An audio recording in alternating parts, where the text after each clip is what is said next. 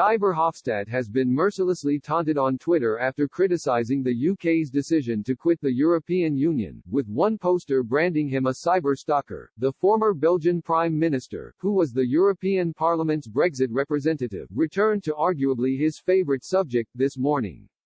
The MEP spoke out after the UK government unilaterally extended grace periods for Irish Sea border checks in what the bloc swiftly declared to be a breach of international law.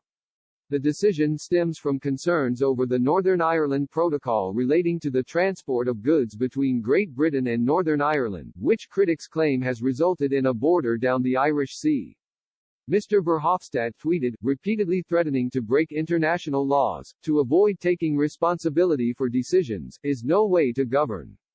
2021 and the UK government still doesn't accept the consequences of its own Brexit choices. However, his post drew a number of sharp retorts. One user asked, "Why are you still cyber-stalking the UK?" Another added, "You sound like a very bitter lover who has just been divorced." A third got straight to the point, saying, "Oh, do go away, you silly little man."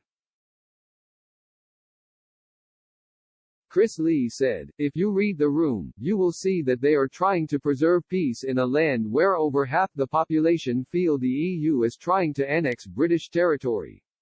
Frankly, the whole deal needs to be ditched." Some Twitter users questioned whether the UK's move was in fact illegal, given the European Parliament has not ratified the trade deal signed by Boris Johnson in December. One said, "As I understand it, it is not yet an international law because the EU has yet to ratify the agreement. That being the case, is the UK in a position to call the whole thing off?